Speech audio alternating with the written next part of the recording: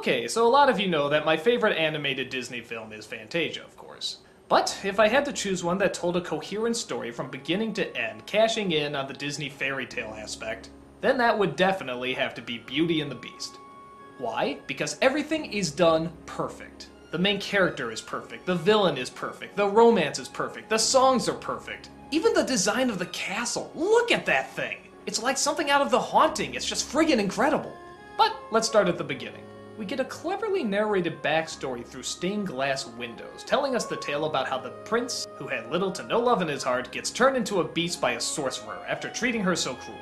He was given a magic rose that is slowly withering away. If he can learn how to fall in love and be loved in return, he'll go back to human. Thus we enter Belle. She's the oddball of the neighborhood because she's hot as hell, but she doesn't flaunt it. She doesn't hang out with other women fawning over men. She just reads her books and doesn't bother anybody, which of course confuses a very gossipy town. That is, except for Gaston. In any other movie, he'd probably be the hero. But here, he's the good-looking villain who has much more muscle than brains. He thinks that because he's the best-looking man in town and Belle's the best-looking woman in town, naturally they should get married. Isn't that great logic? But when Belle turns him down, he swears to get his bride. While that's going on, Belle's father leaves town and comes across an enchanted castle where the Beast lives. But the Beast says he's trespassing and throws him in the dungeon, where Belle finds him later. She exchanges her life for his, and he lets him go. Though the Beast sees this as an opportunity to finally fall in love, he's not very social. In fact, he's downright, well, beastly. I thought I told you to come down to dinner! I'm not hungry! I'll break down the door! But through the help of some very well chosen and very well paced events, the two actually do start to fall in love with each other. They both slowly start to let down their defenses and start to see the good in one another. Which of course leads to romance, sadness, action, bloodshed, magic, all that good stuff. People fell in love with this movie. In fact, at the time, it was the only animated film to be nominated for Best Picture.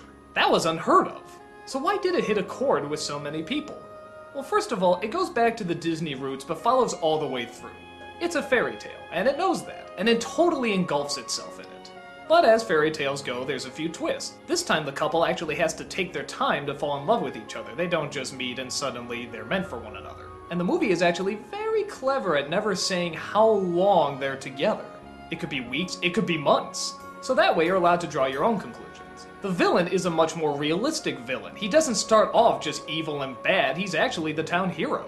But as he fails to get his way for longer and longer, he turns to more desperate measures. Which leads to one of the more obvious, but still pretty poignant lines. He's no monster, Gaston. You are. And then you got Belle. Belle is one of the best animated characters ever. She looks good, but she doesn't show off. She's kind, though she has her limits. People mock her, though she could really care less. And she's just off doing her own thing, not giving a shit what anybody says. On top of that, she's looking for something a little more specific than most Disney female leads. And that's something greater than herself. Something grand, something spectacular, something that she can barely comprehend. That's actually pretty deep for a kid's film. It's much better than saying I want a prince or feet or whatever. And it also works out because it turns out what she's searching for is in the very last place she would ever look. Now there is an argument that maybe Belle is too perfect. That she's not really that complex because she doesn't have many problems or flaws. And I'd be lying if I said I didn't see that. She's much more of a role model, the kind of person we want to be as opposed to the kind of people we encounter. But I don't know. If it's still a good role model and the character still seems existable, I don't see much of a problem. I don't really see the downside in liking her. It's that belief in the best of humanity. So for me, I really enjoy her. She's kind, smart, and just does her own thing.